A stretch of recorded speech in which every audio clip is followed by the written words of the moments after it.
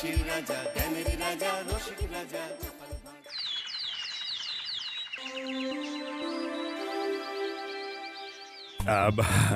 এই অনেকদিন ধরেই তোমাদের একটা কথা বলবো ভাবছিলাম। আগে কি মহারাজ? মন্ত্রী আর গোপালের মধ্যে কে বেশি ভালো সেটা পরীক্ষা নেওয়ার পরিকল্পনা করেছি, এবং যে এই পরীক্ষায় সফল হবে তাকে আমি পুরস্কার দেব। এ তো বেশ শুভ সংবাদ। এই পুরস্কার সেই ব্যক্তি পাবে যে ভালো কাজ করবে, ভালো চিন্তার মাধ্যমে বাকি মানুষদের কাছে এক অনুপ্রেরণার উদাহরণ হবে। বাহ, বাহ, সাধু সাধু, খুব ভালো প্রস্তাব মহারাজ। ভালো না ছাই, এটা কোনো পুরস্কার নয়। ছে, ভালো কাজ করার কি আর চারটিখানি কথা? মহারাজ, একটা অনুরোধ ছিল। তোমার আবার কি অনুরোধ? বলছিলাম, এখন আমাকে একটু বেরোতে হবে। আসলে আজ আমার নাতি নাতনিদের দল বাড়ি আসবে অনেক দিন পর, তাই ওই আর কি একটু গল্প আড্ডা খাওয়া দাওয়ার ব্যাপার আছে, এই আর কি। কোথাকার কোন রাজা এলো আমার? যখন ইচ্ছে আসবে, যখন ইচ্ছে যাবে, আর সেগুলো নাকি আমাদের মেনেও নিতে হবে। উফ, মন্ত্রী, এই হিংসুটে পানাগুলো কবে বন্ধ হবে তোমার বলো তো? তুমি যাও তো গোপাল। মানুষের ভালোবাসা পাওয়া, জনপ্রিয় হওয়া এত সহজ নয়। অনেক ধন্যবাদ মহারাজ।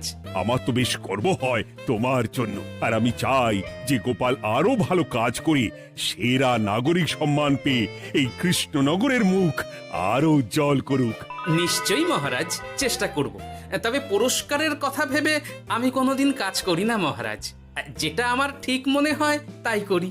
এবার আমায় অনুমতি দিন, আমি আসি। হুম, বেশ বেশ, যাও যাও।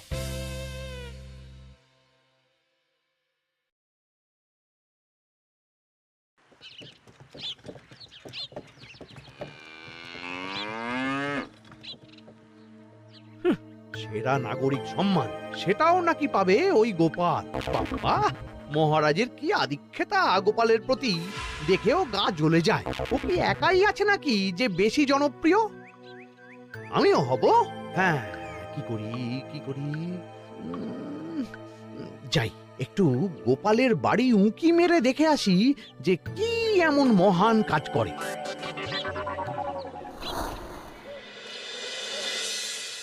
ও দিদা, শরবতটা দারুণ হয়েছে গো। হ্যাঁ, প্রাণটা জুড়িয়ে গেল।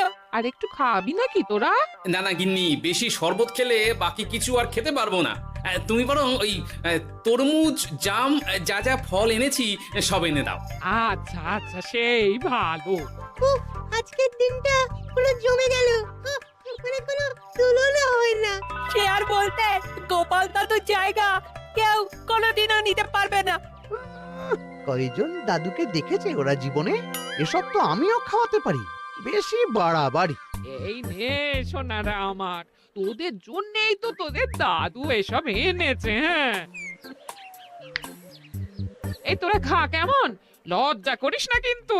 সে আর বলতে, ও দাদু, তুমি এবার পরের গল্পটা বলো তো।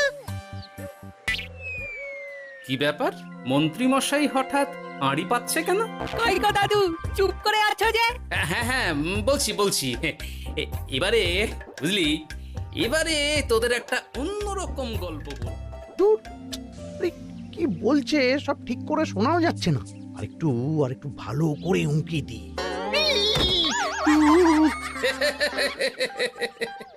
কি মন্ত্রী মশাই, ধরা পড়ে গেলেন তো? ওই জন্যই বলে অতি কৌতূহল ভালো নয়। কিসের কিসের কৌতূহল শুনি? কিসের কৌতূহল? তুমি কি ভাবছিলে যে আমি আড়ি পাচ্ছিলাম? মোটেই না, মোটেই না। আমি একটা দরকারি জিনিস খুঁজতে খুঁজতে ভুল করে চলে এসেছি এখানে। হ্যাঁ, আপনি কত ধরনের ভুল করতে পারেন সেসব আমার জানা আছে মন্ত্রী মশাই। এখন আমি সব আপোষ করে নিচ্ছি। এরপর এমন হবে যে লোকে তোমাকে পাপোশ করেও পুজবে না। না, কেমন যেন ঠেস মেরে কথাগুলো বলে গেলে মনে হচ্ছে। মন্ত্রী মশাই অমন করে রেগে গেলেন কেন গোপাল দাদু? আমিও তো সেটাই ভাবছি রে। যাকে সেসব বাদ দে, নে আমরা বরং গল্পে ফিরি। সেই ভালো।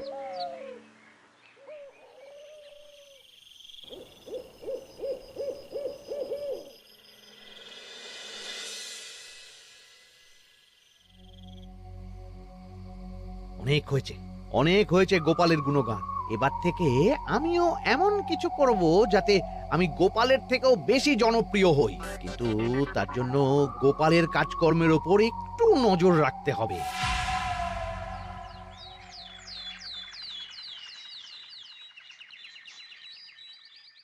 শোন বটাঘটা, কয়েকদিন তোদের গোপালের ওপর পুরো নজর রাখতে হবে। গোপাল কিভাবে কি করছে, কেমন করে করছে, সব এসে আমাকে জানাবি তোরা। আচ্ছা মন্ত্রীমশাই, চিন্তা করবেন না। একেবারে গোপালের দিন পঞ্জিকা বানিয়ে দেব আপনাকে।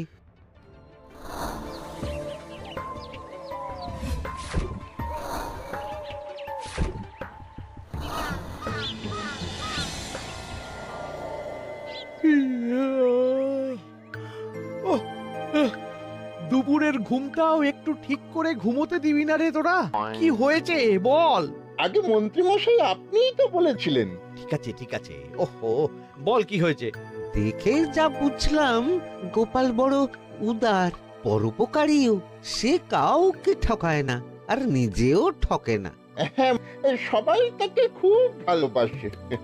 হয়েছে হয়েছে, বুঝেছি। এবার থাম তো। গোপাল পরোপকারী? হাহ, এতদিন ও ছিল, কিন্তু এবার আমার পালা।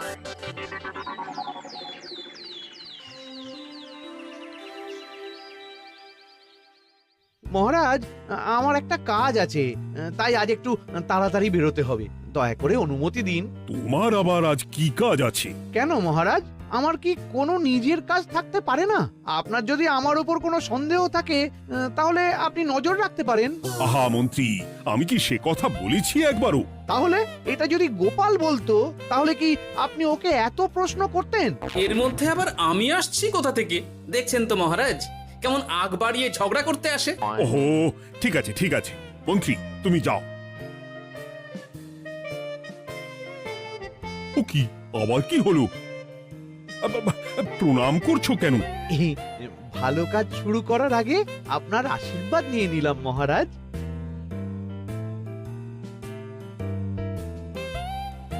কিছু কি বুঝলেন মহারাজ? না, কি ব্যাপার বলো তো? কি সব ভালো কাজ শুরু করার কথা বললো শুধু? সেটাই তো, থেকে থেকে কি যে হয় বুঝি না।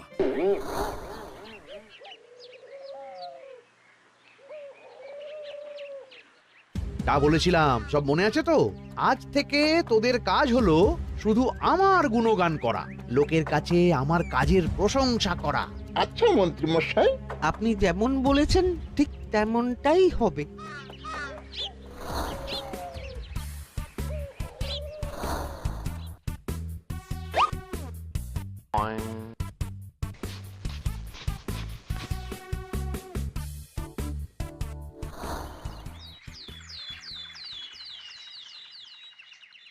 সত্যি কথা, মন্ত্রী মশাইয়ের মতো আর ভালো মানুষ হয় না। ওনার মন অনেক বড়। সে আর বলতে। বরাবরই তো খুব বড় মাপের মানুষ। আরে আরে গোপাল দাদা, আরে কোথায় চললে? এই রাজসভায়। ও মা, তাহলে তো তোমার সাথে মন্ত্রী মশাইয়েরও দেখা হবে। হবে বই কি? বাবা বাবা, তাহলে তুমি একটু ওনাকে আমার গিন্নির তরফ থেকে ধন্যবাদ জানিয়ে দিও। গতকাল উনি আমাদের অনেক সাহায্য করেছিলেন কিনা। সাহায্য? মন্ত্রী মশাই? আচ্ছা ঠিক আছে।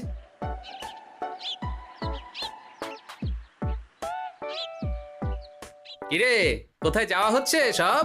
আজকাল তো তোদের দেখতেই পাওয়া যায় না, বাড়িতেও গল্প শুনতে আসিস না তোরা। কি করে যাবো বলতো গোপাল দাদু, সময় হয় না তো। সে কি কথা, খুব চাপ চলছে নাকি? না না, সে কথা নয়। আসলে মন্ত্রী মশাইয়ের বাড়িতে একবার ঢুকলে খাওয়া দাওয়া গল্প খেলা সবকিছু সেরে বেরোতে বেরোতেই অনেক দেরি হয়ে যায়, তাই আর তোমার বাড়িতে যাওয়ার সময় হয় না। মন্ত্রী মশাইয়ের বাড়ি?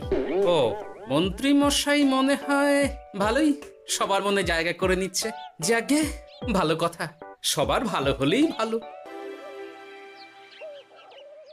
তা মন্ত্রী, চারপাশ থেকে তো তোমার নামে বেশ ভালো ভালো কথাই শুনছি। খুব ভালো, খুব ভালো। এইভাবেই মানুষের পাশে থাকো সব সময়। এখন তো গোপালের থেকেও সবার মুখে তোমার নামই আগে আসে। বেশ হয়েছে, এটাই তো চাইছিলাম। গোপালকে ছাপিয়ে গেল মন্ত্রীর কাজ, সকলের মুখে তাই ওর নাম আজ। ও কি গোপাল, তুমি এত চুপচাপ কেন? সবাই এখন আমায় বেশি ভালোবাসে, এতে কি তোমার কোনো অসুবিধা হচ্ছে গোপাল? অসুবিধা? কি যে বলেন মন্ত্রীমশাই, এটা তো খুব ভালো কথা। তবে কি বলুন তো, মানুষ যত তাড়াতাড়ি মাথায় তোলে, কিছু হলে ঠিক তত তাড়াতাড়ি মাথা থেকে নামিয়ে দেয়। মানে কি বলতে চাইছো? না তেমন কিছু না, ওই নিজের জায়গাটা ধরে রাখাটাই আসল। সত্যি কথা বলেছো গোপাল, এক দুদিনে রাতারাতি কিছু অর্জন করা যায় না। যাই হোক, সভা আজ এখানেই শেষ করলাম। না, এখন আর কারোরই আমাকে প্রয়োজন নেই মনে হয়। সবাই তো মন্ত্রীমশাইয়েরই জয়গান করছে, তবু যেন কেমন খটকা লাগছে আমার। ধুর, এত ভেবে কাজ নেই, ভোলা ময়রার দোকান থেকে বরং কটা রসগোল্লা কিনে নিয়ে যাই। ওই গো, আমাকে গোটা 10 রসগোল্লা দাও তো। রসগোল্লা তো হবে না। কি হবে না? এই তো সামনে রাখা দেখতে পাচ্ছি। ওগুলো ওই মন্ত্রী মশাইয়ের জন্য রাখা আছে, ওগুলো ছাড়া তুমি অন্য কিছু বলো, আমি দিচ্ছি। না থাক, কিছু লাগবে না।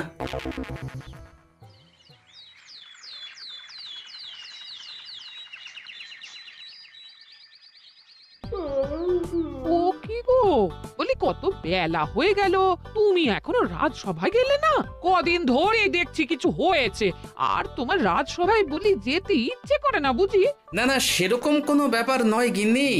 আমি দেরি করে যাই কি তাড়াতাড়ি, কোনো কিছু তো আর কারো জন্য থেমে থাকে না, বলো গিন্নি? মন্ত্রীমশাই তো আছেন, তাহলেই চলবে। এ আবার কেমন কথা? কিছু না, আমি বেরোলাম।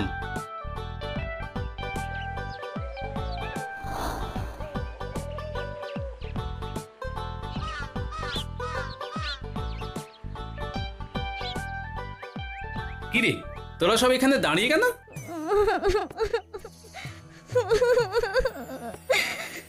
আমরা সব পরীক্ষায় শূন্য পেয়েছি, তাই আমাদের শাস্তি দিয়েছে। আসলে আমরা এতদিন কোনো পড়াশোনা করিনি তো বাড়িতে, পুরো সময়টা শুধু ওই মন্ত্রী মশাইয়ের বাড়িতে মজা করে কাটিয়েছি, তাই এমন হয়েছে।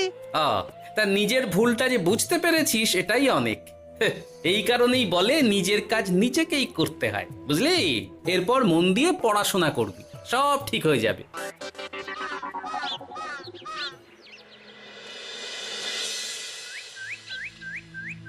ও কি গো ভোলা ময়রা, এমন মুখ বেজার করেছো কেন? আর কি বলি গোপাল দাদা, খদ্দের একটাও নেই, বসে বসে শুধু মাছি তাড়ানো ছাড়া আর কোনো কাজই নেই। কেন, হঠাৎ এমন কেন হলো? এই মন্ত্রী মশাইয়ের জন্য উপকার করে দেওয়ার নাম করে আমাকে দুধ থেকে ছানা মেখে দেওয়ার কথা বলেছিল। আমিও খুশি মনে রোজ দুধ পাঠিয়ে দিতাম ওনার বাড়ি। তারপর? আসলে ওই মিষ্টি বানানো তো আর চারটিখানি কথা নয়, আমার সুবিধাই হতো। হঠাৎ খদ্দেররা সব জানানো শুরু করলো মিষ্টির স্বাদ পাল্টে গেছে, মান কমে গেছে, আর শরীর খারাপ হচ্ছে, এই সব। না না না, এই তো খুব খারাপ ব্যাপার। তার জন্যই তো আমি ওই মন্ত্রী মশাইকে উপকার করতে বারণ করে দিলাম। কিন্তু খদ্দেররা তো এখন আর বিশেষ করে আসতে পারছেন না। এখন তুমি ভরসা, এখন তুমি আমায় উপকার করতে পারো। হ্যাঁ বলো না, কি করতে হবে?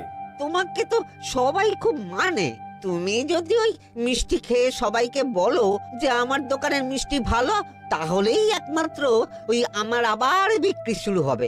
বেশ।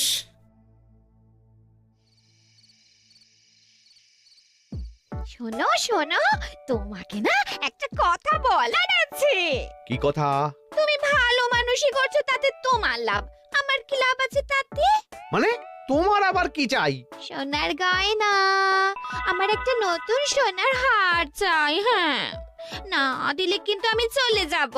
ওই দেখো, আচ্ছা ঠিক আছে ঠিক আছে, দেবো। ও মা, তাই? সত্যি তুমি খুব খুব ভালো। আমি তোমাকে যতটা কিপটে ভাবতাম, তুমি ততটাও কিপটে না।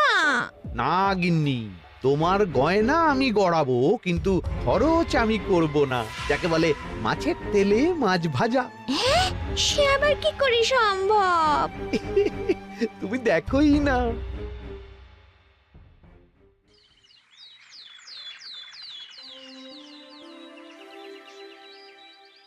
মহারাজ, আপনার কাছে একটা অনুরোধ ছিল। হ্যাঁ বলো না। এই আগামী সপ্তাহে আমি সকলকে বিনামূল্যে বস্ত্র ও খাদ্য সামগ্রী বিতরণ করতে চাই। আর তার জন্য আমার ইচ্ছা যে আপনি সেখানে প্রধান অতিথি হয়ে আসুন। বাহ বাহ বাহ, এ তো ভারী উত্তম প্রস্তাব, নিশ্চয়ই যাব।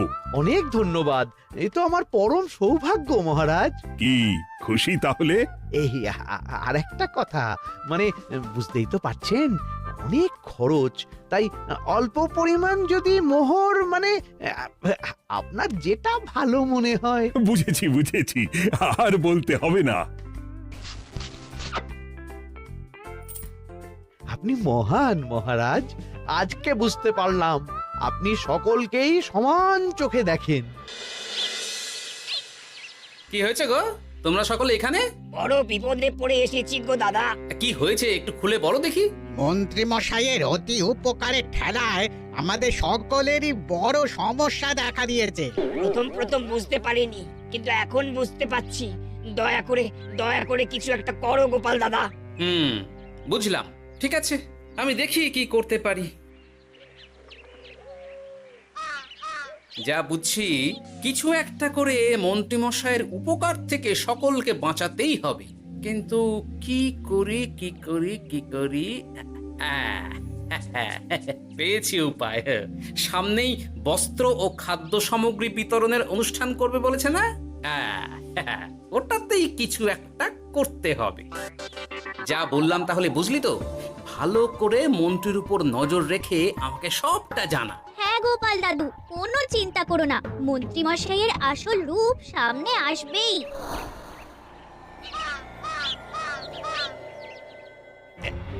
এই নে আগাম কিছু মোহর। সামনের অনুষ্ঠানের জন্য সব থেকে খারাপ মানের কাপড় ও আনাজপাতির বায়না দিয়ে আসবি। বাকি যেটুকু দাম থাকে সেটা আমি অনুষ্ঠানের দিন দিয়ে দেবো। আচ্ছা মন্ত্রী মশাই। মন্ত্রী মশাইয়ের চালাকিটা একবার দেখলি? বিতরণের নাম করে সব খারাপ জিনিসগুলো বিতরণ করার তালে আছে। খুব ভালো কাজ করেছিস। এখন বরং তোরা যা, আমাকে একটু বেরোতে হবে, বুঝলি? আচ্ছা দাদু।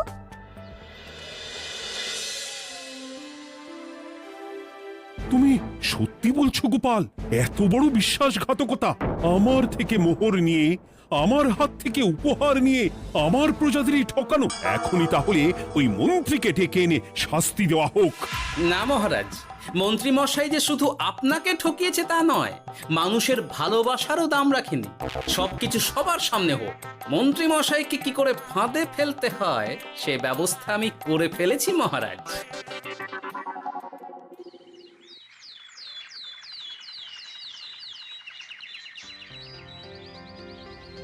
যাক বাবা, এই সুযোগে প্রচুর মোহর হাতে চলে এলো। এমনিও আমার চিন্তার কোনো ব্যাপার নেই, সব জিনিস তো মহারাজের হাত দিয়ে বিতরণ করা হবে, তাই খারাপ হলেও সবাই ভাববে মহারাজ দিয়েছে। শোন, এবার তোরা গিয়ে মন্ত্রীকে ওখান থেকে সরিয়ে আন, ততক্ষণে আমি আমার কাজটা মিটিয়ে নিই। আচ্ছা। মন্ত্রী মশাই, শিগগিরই চলুন আমাদের সাথে, মহারাজ আপনাকে ডাকছেন ওই গাছতলার ওখানে। এখন? হ্যাঁ, মহারাজ তো আপনার উপর খুব খুশি, তাই দেখে মনে হলো কোনো একটা উপহার দেবেন আপনাকে। তাই নাকি? বটেই তো, আমি এক্ষুনি যাচ্ছি। এবারে জমবে মজা।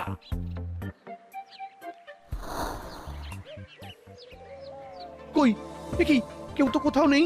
আমাকে যে বললো মহারাজ ডাকছেন, ধর আমি বরং মঞ্চেই ফিরে যাই।